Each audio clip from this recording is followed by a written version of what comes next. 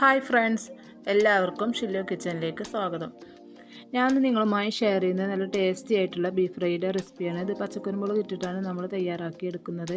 പെട്ടെന്ന് തന്നെ വീഡിയോയിലേക്ക് പോകാം. ഞാൻ മൺചട്ടി ചൂടാകാൻ വെച്ചിട്ടുണ്ട്. അതിലേക്ക് നമുക്ക് 2-3 ടേബിൾ സ്പൂൺ വെളിച്ചെണ്ണ ചേർത്ത് കൊടുക്കാം. അതിലേക്ക് ഒരു 1/2 ടേബിൾ സ്പൂൺ വലിയ ജീരകം, 2 മീഡിയം സൈസ് സവാള ചെറുതായിട്ട് അരിഞ്ഞിട്ടുള്ളതാണ്, അതുകൂടി ചേർത്ത് കൊടുക്കാം. കുറച്ച് കറിവേപ്പില, പിന്നെ ഇഞ്ചി വെളുത്തുള്ളി വലിയ ജീരകം ഒന്ന് ചതച്ചെടുത്തിട്ടുള്ളതാണ് കേട്ടോ. ഒരു 1/2 കപ്പോളുണ്ട്, അതുകൂടി ചേർത്ത് കൊടുക്കാം. എന്നിട്ട് നന്നായിട്ടൊന്ന് വഴറ്റിയെടുക്കുക. അതിൻ്റെ പച്ചമണമൊക്കെ ഒന്ന് മാറുന്ന വരെ നമുക്ക് മൺചട്ടിയിലൊക്കെ ഒന്ന് റെഡിയാക്കി എടുത്താൽ നല്ല ടേസ്റ്റാണ് കേട്ടോ. ഇതിലേക്ക് മെയിനായിട്ടുള്ളത് 2 ടേബിൾ സ്പൂൺ പച്ചക്കുരുമുളക് ഒന്ന് ചതച്ചെടുത്തിട്ടുള്ളതാണ്. നല്ല എരിവുണ്ട് കേട്ടോ. അപ്പോൾ 2 ടേബിൾ സ്പൂൺ ചേർത്ത് കൊടുത്തിട്ടുണ്ട്. എരിവിനനുസരിച്ചിട്ട് നമ്മൾ ചേർത്ത് കൊടുക്കുക. ഇതിലേക്ക് 1/2 ടേബിൾ സ്പൂൺ ഗരം മസാല, പാകത്തിനുള്ള ഉപ്പ് കൂടി ചേർത്ത് കൊടുക്കുക. മസാലയ്ക്ക് ആവശ്യമായത് നമ്മൾ ബീഫ് വേവിച്ചെടുക്കുന്ന സമയത്ത് മഞ്ഞളും ഉപ്പും ഇട്ടിട്ട് വേവിച്ചിട്ടാണ് എടുത്തിട്ടുള്ളത്. ഇതെല്ലാം കൂടി ഒന്ന് വഴറ്റിയെടുത്തതിന് ശേഷം നമ്മൾ വേവിച്ച് വെച്ചിട്ടുള്ള ഒരു ബീഫ് ഇതിലേക്ക് ചേർത്ത് കൊടുക്കുക. ഞാനൊരു 3/4 കിലോ ബീഫാണ് കേട്ടോ എടുത്തിട്ടുള്ളത്. അതിൻ്റെ ഒരു അളവാണ് കാണിക്കുന്നത്. അപ്പോൾ ഇനി ഇതെല്ലാം കൂടി നമുക്ക് നല്ലോണം ഒന്ന് മിക്സാക്കി എടുത്തതിന് ശേഷം ഇതൊന്ന് മൂടി വെച്ചിട്ട് മീഡിയം ഫ്ലെയിമിലാക്കിയിട്ടിട്ട് ഒന്ന് വേവാനായിട്ട് മാറ്റി വെക്കാം.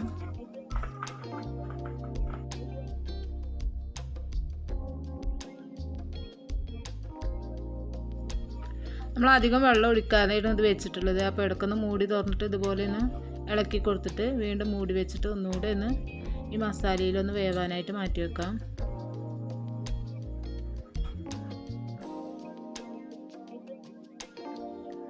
മസാലയിൽ ബീഫ് ഒന്ന് സെറ്റായി വരുന്ന സമയം കൊണ്ട് നമുക്ക് വേറൊരു അടുപ്പിലേക്ക് ഒരു പാൻ വെച്ച് കൊടുത്തിട്ട് അതിലേക്ക് കുറച്ച് വെളിച്ചെണ്ണ ഒഴിച്ചു കൊടുക്കാം.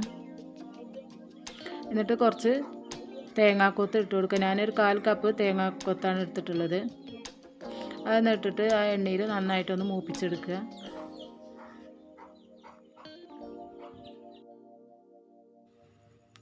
ബീഫ് ഫ്രൈ ആക്കി എടുക്കുന്ന സമയത്ത് നമ്മൾ ഇതുപോലെ തേങ്ങാക്കൊത്ത് മൂപ്പിച്ച് അതിലേക്ക് ചേർത്ത് കൊടുത്താൽ നല്ലൊരു ടേസ്റ്റാണ് അത് കഴിക്കുന്ന സമയത്ത്. അപ്പോൾ ഇഷ്ടമല്ല എന്നുണ്ടെങ്കിൽ അത് ഒഴിവാക്കും ചെയ്യാം. ഇനി നമ്മൾ തീയൊന്ന് ഓഫാക്കിയതിന് ശേഷം നമുക്കിതിലേക്ക് 2 ടേബിൾ സ്പൂൺ മല്ലിപ്പൊടി,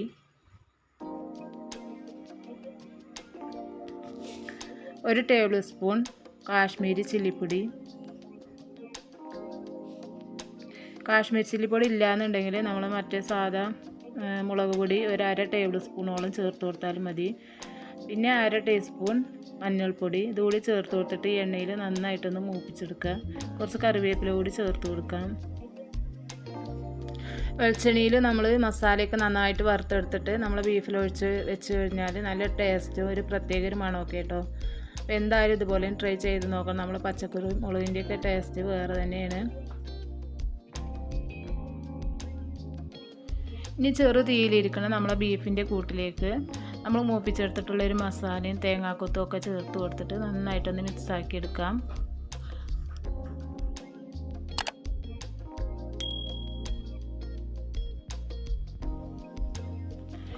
ഇതിൽ നമുക്ക് കുറച്ച് ഒരു കുറുമ പോലെ വേണമെന്നുണ്ടെങ്കിൽ നമ്മൾ കുക്കറിൽ ബീഫ് വേവിച്ചതിൻ്റെ വെള്ളം ഉണ്ടെങ്കിൽ കുറച്ച് ചേർത്ത് കൊടുത്താൽ മതി. ഞാനൊരു 1/2 ഗ്ലാസോളം ചേർത്ത് കൊടുത്തിട്ടുണ്ട്. നല്ലോണം ഒന്ന് മിക്സാക്കിയതിന് ശേഷം നമുക്ക് തീ ഓഫ് ചെയ്യാം.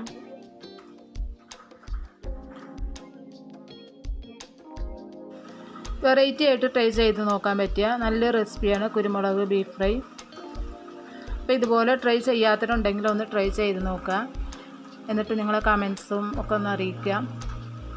വീഡിയോ ഇഷ്ടമായ ലൈക്ക് ചെയ്യുക, കമൻറ്റ് ചെയ്യുക. പിന്നെ നിങ്ങളെ ഫാമിലിയിലേക്കും ഫ്രണ്ട്സിലേക്കൊക്കെ ഒന്ന് ഷെയർ ചെയ്ത് കൊടുക്കുക. ഇൻഷാ അല്ലാഹ് പുതിയ വീഡിയോസുമായി വരുന്നവരേക്കും താങ്ക്സ് ഫോർ വാച്ചിങ്.